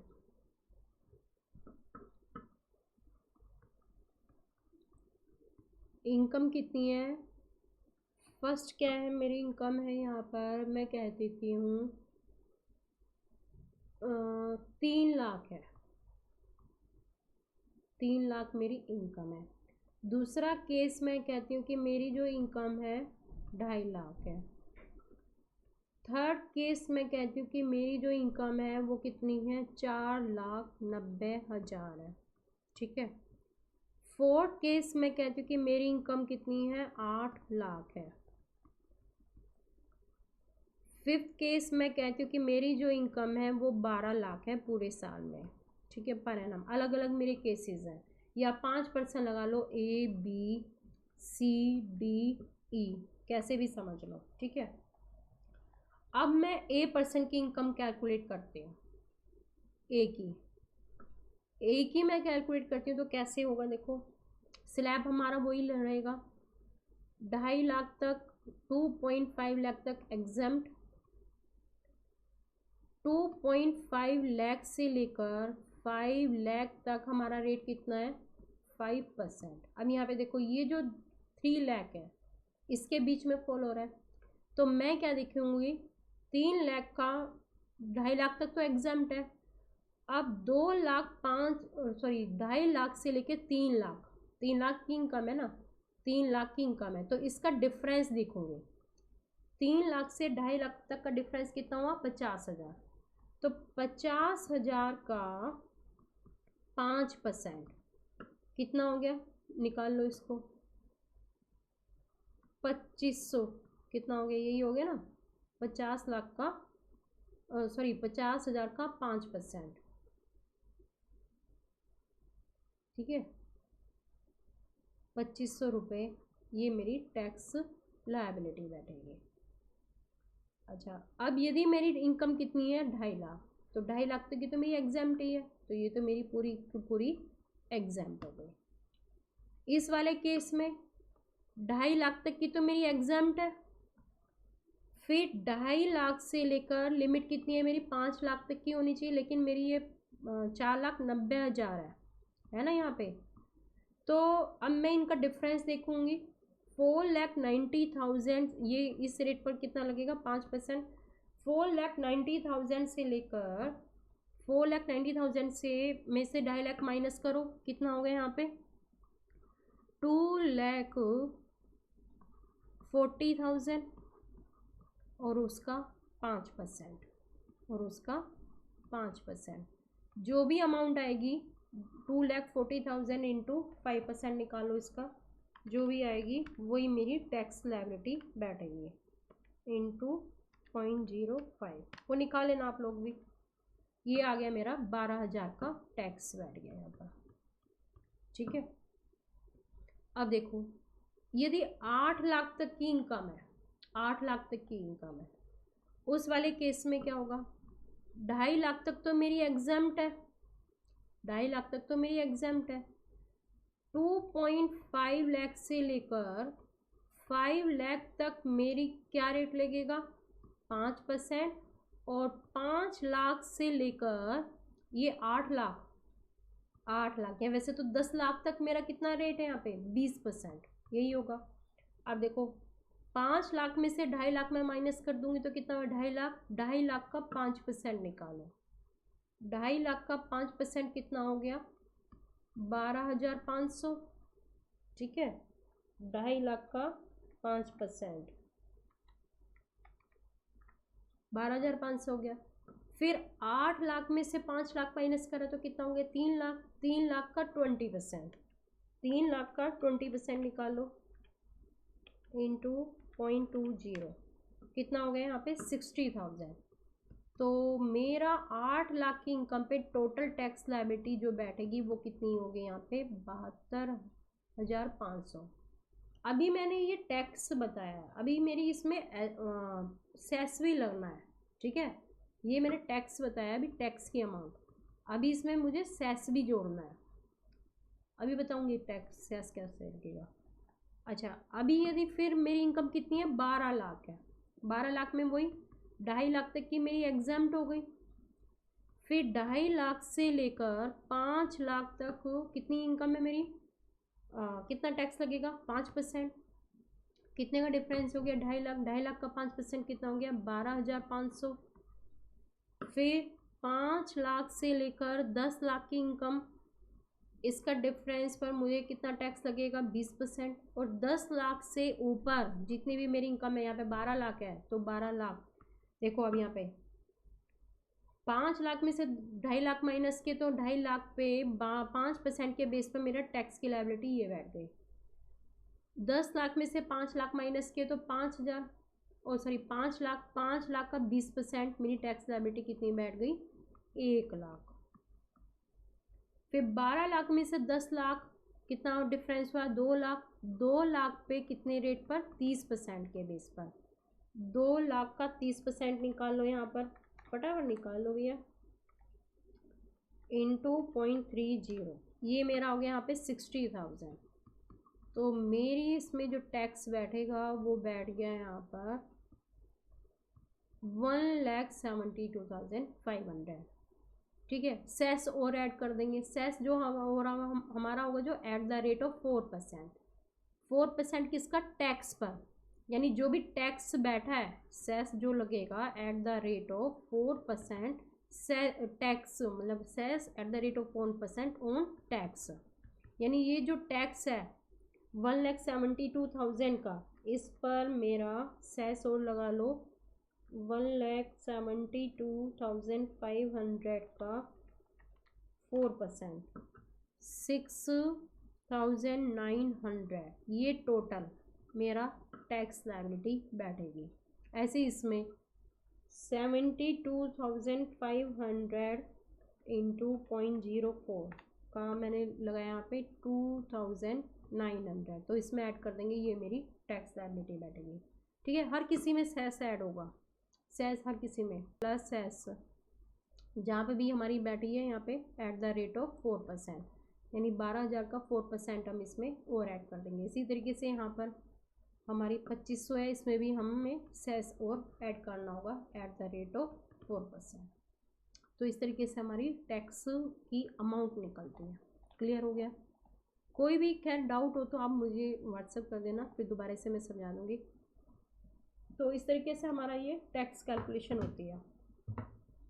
अच्छा, अब हमने ये तो देखा कि यदि 60 साल से कम की उम्र है तो हमारा स्लैब रेट इस तरीके से बनता है, 2.5 लाख की इनकम एग्जाम इस तरीके से होता है। लेकिन यदि कोई ऐसा पर्सन है जिसकी कि 60 साल से ऊपर है, 60 साल है या 60 साल से ज़्यादा है, लेकिन 80 ईयर से कम है, तो उसको हम बोलते हैं सीनियर सिटीजन, यानी 60 साल का है या 60 साल से ऊपर है लेकिन 80 ईयर से बिलो है। तो यहाँ इस वाले केस में 3 लाख तक की हमारी इनकम एग्जाम्प्ट होगी। फिर 3 लाख से लेकर 5 लाख तक का जो रेट होगा वो हमारा 5% होगा। 5 लाख से लेकर 10 लाख तक की जो इनकम है उस पर हमारा टैक्स का रेट 20% और 10 लाख से ऊपर के वाले पर 30% सेम वही चलेगा हमारा। बस यहाँ पे 3 लाख तक की हमारी इनकम एग्जाम्प्ट है। ठीक है। और यदि कोई ऐसा पर्सन है जो 80 साल या उससे ज़्यादा का है, जिसको क्या बोलते हैं, सुपर सीनियर सिटीजन, तो उस वाले केस में उसकी इनकम कितनी एग्जाम्प्ट होगी, 5 लाख तक की। 5 लाख तक की इनकम पे कोई टैक्स नहीं देना। 5 लाख से लेकर 10 लाख तक की जो भी इनकम है उस पर जो टैक्स का रेट बैठेगा 20%, और 10 लाख से ऊपर की इनकम पर 30%। क्लियर हुआ है नहीं? एक सीनियर सिटीजन का मैं एग्जांपल करा देती हूँ। सपोज करो कोई एक 60 साल के बाबा जी हैं, नॉट बाबा जी, 60 साल के, कोई ऐसे ज़्यादा उम्र नहीं होती, 60 साल के हैं मिस्टर चंपक लाल, हम मान लेते हैं मिस्टर चंपक लाल गड़ा, ठीक है, 60 साल के हैं, और उनकी इनकम कितनी है, मैं मान लेती हूँ 11 लाख है। 11 लाख की इनकम है चंपक लाल गड़ा की। अब उसमें से 3 लाख तक की तो इनकी एग्जाम्प्ट है। 3 लाख से 5 लाख तक की इनकम यानी कितनी हुई, डिफरेंस देखे तो 2 लाख। 2 लाख का 5% निकालो, 2 लाख का 5% फटाफट निकालो, जल्दी से कैलकुलेट कर लो मेरे साथ में। 2 लाख का 5%, ठीक है, हो गया 10,000।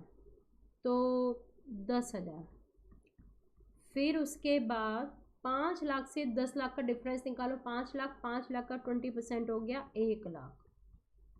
और हमने बोला 11 लाख की इनकम है, 11 लाख में से 10 लाख माइनस क्या, 1 लाख, 1 लाख का 30% हो गया यहाँ पे 30,000। तो चंपक लाल गड़ा की जो इनकम पे टैक्स लगेगा वो कितना हो गया, 1,40,000 का टैक्स अमाउंट आई, और उस पर प्लस सेस भी लगेगा 4%। क्लियर? इसी तरीके से कोई 80 ईयर्स के हैं, उनकी इनकम मैं मान लेती हूँ 12 लाख की है। 5 लाख की तो इनकम एग्जाम्प्ट हो गई। 5 लाख से 10 लाख का डिफरेंस कितना, 5 लाख, 5 लाख का 20% 1 लाख, यही हुआ। और 12 लाख में से 10 लाख माइनस किया 2 लाख, 2 लाख का 30% कितना, 60,000। तो जो टोटल इनकम पे जो टैक्स लगेगा वो 1,60,000, और उसमें plus cess at the rate of 4%। ठीक है, तो इस तरीके से हम टैक्स को कैलकुलेट करते हैं। ये इस तरीके से हमारा स्लैब रेट बनता है। अब थोड़ा सा इजी लग रहा होगा। अब यहाँ पे देखो कंपनी के केस में आ जाओ। वैसे तो कंपनी का मैंने इसे अलग से कराया, मोटा मोटा भी समझ लो। नहीं, फर्म का देखो, फर्म LLP या लोकल अथॉरिटी के नाम से यदि कोई बिजनेस कर रहा है तो उस पर एक ही टैक्स रेट से उसे इनकम पे टैक्स लगेगा 30%। यानी जो भी इनकम है, फर्म को मान ले 5 लाख की इनकम भी हो रही है तो 5 लाख का डायरेक्ट 30% लेंगे हम। इसमें हमें कोई एग्जाम्पशन की लिमिट नहीं है, जैसे हमारा इंडिविजुअल के केस में। यहाँ पे इंडिविजुअल के केस में मैंने बताया ना, यहाँ पे 2.5 लाख की, 3 लाख की, 5 लाख की ऐसे एग्जाम्प्ट है। यहाँ पे कोई एग्जाम्प्ट नहीं है, जो भी इनकम है उसका 30% यहाँ पे टैक्स है। इसी तरीके से डोमेस्टिक कंपनी के केस में, एनी डोमेस्टिक कंपनी या फिर कोई ऐसी डोमेस्टिक कंपनी जिसकी की टर्नओवर प्रीवियस ईयर में 400 करोड़ से कम है। हो सकता है मैंने जो नोट्स दिए उसमें 250 करोड़ हो, कहीं कहीं किसी के उसमें, उसको अभी चेंज हुआ है, यहाँ पे 400 करोड़ कर लेना। जिनके मैं वैसे जिनको अब मैं स्टूडेंट्स को नोट्स दे रही हूँ उनमें 400 ही होगा। डोमेस्टिक कंपनी जिनकी की टर्नओवर प्रीवियस ईयर में 400 करोड़ से बिलो है, तो वो डोमेस्टिक कंपनी में यहाँ पे टैक्स रेट 25% है। एनी अदर डोमेस्टिक कंपनी वही हमारा 30% आएगा। अच्छा, फॉरेन कंपनी के केस में जो टैक्स का रेट है वो कितना है, 40%। यहाँ इनके केस में वही एग्जाम्पशन की कोई लिमिट नहीं है, जितनी भी इनकम है उसका फ्लैट रेट जाता है। ऐसे ही कोऑपरेटिव सोसाइटी के नाम से कोई बिजनेस चल रहा है तो 10,000 तक की अमाउंट पर कितना, 10% टैक्स रेट लगेगा। 10,000 से लेके 20,000 तक का जो डिफरेंस अमाउंट है उस पर 20% की रेट से टैक्स लगेगा, और 20,000 से ऊपर की जितनी भी अबाउ इनकम है उस पर 30% के हिसाब से। ठीक है, क्लियर हो गया? अच्छा, इसी तरीके से सेम रेट यही वाले एप्लीकेबल होंगे। बाकी ये तो सब आपको क्लियर हो गया होगा, कोई यहाँ पर दिक्कत नहीं होगी।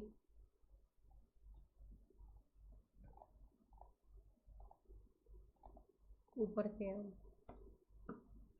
Same rate are applicable in case of HUF, AOP, BOI, artificial juridical person. इनके केस में भी HUF, AOP, BOI, इनके केस में भी सेम रेट, वही जैसे हमने इंडिविजुअल की बात करी है जो 60 ईयर से कम है, वही सेम रेट इनके उस पर भी ऐसे चलेंगे।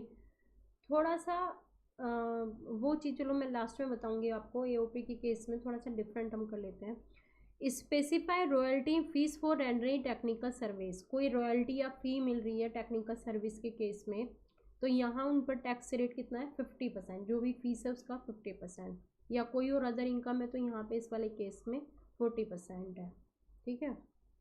अच्छा, एक और चीज़ यहाँ पर देख लेना, एंटिटी, कोई भी एंटिटी है इंडिविजुअल है कंपनी के अलावा कोई एंटिटी है, एलएलपी है या इंडिविजुअल है जिसकी एडजस्टेड टोटल इनकम, ये जब मैं आपको मैट का एएमटी का प्रोविज़न आपकी अलग से क्लास लूँगी उसमें आपको ये पूरा क्लियर होगा। तो उस वाले केस में क्या होता है कि जब भी किसी एंटिटी या इंडिविजुअल की, कंपनी के अलावा किसी भी एंटिटी या इंडिविजुअल की इनकम 20 लाख से एक्सीड कर जाती है तो उसे एएमटी के बेस पर एट द रेट ऑफ 18.5% के रेट पर उसको टैक्स देना होता है ना। और कंपनी के केस में हम यहाँ पे मैट का प्रोविज़न एप्लीकेबल होगा। मेन अभी बेटा आपको ये समझ में नहीं आएगा ये प्रोविज़न, इसका जब मैं आपको ये एमटी और मैट का प्रोविज़न कराऊंगी तब मैं आपको डिटेल में कराऊंगी। ठीक है, इसको हाईलाइट करके रखना, अभी मैं यहाँ पर छोड़ रही हूँ। ठीक है, फिर उसके बाद नेक्स्ट आ जाओ यहाँ पे हाँ, मैक्सिमम मार्जिनल रेट, ये मैंने अभी आपको जैसे बताया ना कि एओपी और बीओआई, इनके भी टैक्स की रेट की थोड़ा सा अलग से कैलकुलेशन होती है, इसकी भी अलग से मैं टैक्स की क्लास में आपको अलग से डिस्क्राइब करूँगी किस तरीके से हम कैलकुलेट करते हैं। वहीं पर हम एमएमआर का भी वहीं पर मैं उसका पूरा डिटेल में कराऊँगी।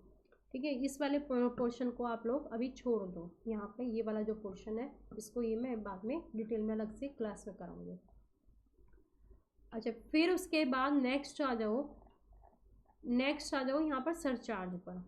देखो सरचार्ज इंडिविजुअल के केस में यहाँ पे देखो रेट अभी ध्यान रख लेना, बाकी कैलकुलेशन कैसे करेंगे वो हम मैं बाद में डिटेल में कराऊंगी। किसी के भी कोई भी इंडिविजुअल है, अब उसकी जो टोटल इनकम है 50 लाख से, ये टीआई का मतलब है टोटल इनकम 50 लाख से एक्सीड कर रही है लेकिन 1 करोड़ से कम है। ठीक है, टोटल इनकम 50 लाख से एक्सीड करिए लेकिन 1 करोड़ से कम है, तो उस वाले केस में सरचार्ज, जो सरचार्ज लगेगा कितना है उसका 10% of income tax. Income tax का मतलब है जो भी, यानी टैक्स की अभी मैं रेट याद कर लो, रेट मेमोराइज कर लो, आगे जो टैक्स की कैसे सरचार्ज कैलकुलेट करेंगे उसकी मैं नेक्स्ट क्लास में पूरा डिस्क्राइब करूँगी। 50 लाख से एक्सीड कर रही है टोटल इनकम और 1 करोड़ से कम है तो 10%, और यदि 1 करोड़ से एक्सीड कर रही है 2 करोड़ से कम है टोटल इनकम की मैं बात कर रही हूँ, टैक्सेबल इनकम जो भी है, और तो उस वाले केस में यहाँ पे सरचार्ज कितना लगेगा 15%। यानी पहले तो हम मान लें किसी भी पर्सन की इनकम कितनी है 70 लाख है, तो 70 लाख के बेस पर हम वैसे ही स्लैब रेट पर निकालेंगे 2.5 लाख तक के एग्जाम, फिर 2.5 लाख से 5 लाख तक पे 5% के हिसाब से, फिर 5 लाख से लेकर 10 लाख के बेस पर 20% के बेस पे, फिर 10 लाख से लेकर 70 लाख तक की जो डिफरेंस है उस पर 30% के बेस पर हम पूरा टैक्स कैलकुलेट कर लेंगे।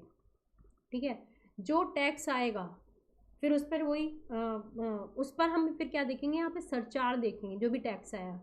अब इसकी इनकम कितनी है, यहाँ पे 50 लाख से ज़्यादा है लेकिन 1 करोड़ से कम है, 70 लाख है, तो अब जो भी टैक्स बैठा है उसका 10%, यानी जो टैक्स है उसका 10% और यहाँ पे क्या हो जाएगा, यहाँ पे सरचार्ज और होगा, उसको हम सरचार्ज बोलते हैं। ठीक है, तो सरचार्ज हमेशा कब लगेगा, जब इंडिविजुअल के केस में 50 लाख से ज़्यादा की इनकम हो। 1 करोड़ से कम है तो 10%, 1 करोड़ से ज़्यादा है लेकिन 2 करोड़ से कम है तो 15%, 2 करोड़ से ज़्यादा है लेकिन 5 करोड़ से कम है तो 25%, और 5 करोड़ से यदि ज़्यादा है तो 37% इनकम टैक्स का, जो भी टैक्स का 37% है वो हमारा सरचार्ज लगेगा। फिर उसके बाद HUF, AOP, BOI, AJP में केस में आ जाओ। यदि इनके केस में हमारी टोटल इनकम कितनी है 1 करोड़ से एक्सीड कर रही है तो सरचार्ज कितना होगा, यहाँ पे इनकम टैक्स का 12%। Cooperative society, local authority, firm, LLP के केस में यदि इनकम कितनी है 1 करोड़ तक है तो सरचार्ज नील है, लेकिन 1 करोड़ से एक्सीड कर रहा है तो वही 12% होगा। ठीक है, इसी तरीके से डोमेस्टिक कंपनी के केस में 1 करोड़ तक है तो कुछ नहीं है, देखो यहीं पे है ना, इनके सबके केस में 1 करोड़ तक कुछ नहीं है, सरचार्ज नहीं लगेगा, सिर्फ टैक्स और एजुकेशन से वही सेस लगेगा। लेकिन यहाँ एच यदि 1 करोड़ से एक्सीड कर रही है तो सरचार्ज कितना है, एच इनके केस में 12%, ऐसे ही कोऑपरेटिव सोसाइटी के केस में 12%, और डोमेस्टिक कंपनी के केस में भी यदि 1 करोड़ से एक्सीड करी है लेकिन 10 करोड़ से कम है तो 7%, और यदि 10 करोड़ से एक्सीड कर रही है तो 12%। कैलकुलेशन भी नेक्स्ट क्लास में करूँगी। फॉरेन कंपनी के केस में 1 करोड़ तक नील है, कोई सरचार्ज नहीं देना, इनकम टैक्स ही देना होगा, वो सेस भी देना होगा लेकिन सरचार्ज नहीं देना होगा। लेकिन यदि 1 करोड़ से एक्सीड करिए और 10 करोड़ से कम है तो 2%, और 10 करोड़ से एक्सीड करिए तो 5%, ये हमारा सरचार्ज लगेगा। ठीक है, अब इस तरीके से हम यहाँ पे इनकम टैक्स कैलकुलेट करेंगे। मान लिया जितनी भी इनकम है, 1 करोड़ है या 2 करोड़ है, जो भी है इनकम टैक्स, फिर देखेंगे कि उस पर किस सरचार्ज एप्लीकेबल है या नहीं है। इंडिविजुअल के केस में ध्यान रखना 50 लाख से एक्सीड कर रही है तो सरचार्ज लगेगा। रेट कितने बताए, रिवाइज कर लो। 50 लाख से ग्रेटर है, 1 करोड़ से कम है तो 10% ऑफ इनकम टैक्स। ठीक है, तो हम इनकम टैक्स का 10% ले लेंगे। और यदि 1 करोड़ से ज़्यादा है, 2 करोड़ से कम है तो 15% ले लेंगे। 2 करोड़ से ज़्यादा है, 5 करोड़ से कम है तो हम 25% लेंगे। और यदि 5 करोड़ से ज़्यादा है तो हम कितना लेंगे, 37% इनकम टैक्स का। ये हमारा सरचार्ज की अमाउंट आएगी। ठीक है, बाकी H F A O P V I A J P और कोऑपरेटिव सोसाइटी के केस में 1 करोड़ तक की इनकम है तो कोई सरचार्ज नहीं हो, और 1 करोड़ से एक्सीड कर रही है तो 12% का सरचार्ज लगेगा। डोमेस्टिक कंपनी के केस में 1 करोड़ तक 1 करोड़ तक की इनकम पर कोई सरचार्ज नहीं है, लेकिन 1 करोड़ से ज़्यादा है और 10 करोड़ से कम है तो हमारा वहाँ पे सरचार्ज 7%, और यदि 10 करोड़ से ज़्यादा है तो उस वाले केस में 12% का हमारा सरचार्ज लगेगा। किस पर, इनकम टैक्स पर, जो भी इनकम टैक्स की अमाउंट रहेगी उसका 12% हमारा सरचार्ज होगा। फॉरेन कंपनी के केस में 1 करोड़ पर कोई सरचार्ज नहीं होगा, 1 करोड़ से ज़्यादा है लेकिन 10 करोड़ से कम है तो 2%, और 10 करोड़ से ज़्यादा है तो फिर 5%। रेट मेमोराइज कर लेना। ठीक है, तो इस तरीके से हम इनकम टैक्स और सरचार्ज कैलकुलेट कर लेंगे, और जो हमारी टोटल अमाउंट आएगी उस पर हम 4% के बेस पर अपना सेस लगाएंगे, यानी जिसमें से 2% हमारा एजुकेशन सेस होगा, 1% हमारा सेकेंडरी हायर एजुकेशन सेस होगा, और 1% हमारा हेल्थ सेस होगा, जिसका कि टोटल फुल फॉर्म हमारी होगी हेल्थ एंड एजुकेशन सेस। यदि किसी पर सरचार्ज नहीं लग रहा है तो बस इनकम टैक्स कैलकुलेट करेंगे और उसी पर हम खाली सेस लगा देंगे, और यदि सरचार्ज है तो फिर सरचार्ज भी ऐड करके दोनों टोटल अमाउंट करके उस पर हमारा उस अमाउंट पे हम सेस लगाएंगे। अब ये बताओ क्लियर हुआ है या नहीं हुआ। ठीक है, चलो फिर नेक्स्ट और अभी और देखते हैं। अभी रेट की मैं कैलकुलेशन करा देती हूँ, बाकी थोड़ा सा लेंदी चैप्टर है। रिबेट यहाँ पर देख लो, मैं लॉ पढ़ा देती हूँ, बाकी कैलकुलेशन करनी मैं नेक्स्ट क्लास में सिखाऊंगी आपको। रिबेट अंडर 87 है, resident individual having total income up to 5 lakh. कोई भी यहाँ पे एक वर्ड ध्यान रखना है, यहाँ पे देखो ध्यान रखना है, यहाँ पे वो कोई भी वो पर्सन इंडिविजुअल होना चाहिए। इंडिविजुअल का मतलब इंडिविजुअल, जीता जागता इंसान। इनकम हर किसी को जनरेट हो सकती है, इंडिविजुअल को भी हो सकती है, कंपनी को भी हो सकती है, एलएलपी को भी हो सकती है, कोऑपरेटिव सोसाइटी को भी हो सकती है। लेकिन रिबेट यहाँ सिर्फ किसको है, इंडिविजुअल को है। हाईलाइट कर लेना, ओनली इंडिविजुअल, यानी जो जीता जागता इंसान है। कंपनी को रिबेट नहीं है, फर्म को रिबेट नहीं है, because these are not individual. ठीक है, सिर्फ इंडिविजुअल को। और वो इंडिविजुअल भी कैसा, रेजिडेंट होना चाहिए, इंडिया में रेजिडेंट होना चाहिए। वो रेजिडेंट है और इंडिविजुअल है, और यदि उसकी टोटल इनकम सिर्फ कितनी है, 5 लाख तक की है, तो उस रेजिडेंट इंडिविजुअल को रिबेट है अंडर सेक्शन 87A।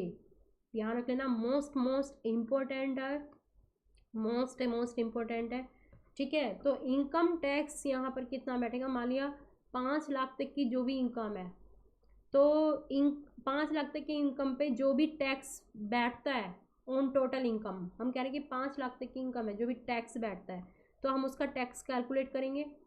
टैक्स जो भी बैठता है, या फिर 12,500 ये एक अमाउंट दी गई है, तो इसमें से जो भी लेस अमाउंट होएगी उतनी ही उसको रिबेट मिल जाएगी। अब रिबेट का मतलब क्या है, हम उसकी मान लो कोई भी पर्सन है, मान लो किसी की 4 लाख तक की इनकम है, इंडिविजुअल रेजिडेंट है, कैलकुलेशन करना बता रही हूँ, 2.5 लाख तक की इनकम में एग्जाम्प्ट हो गई।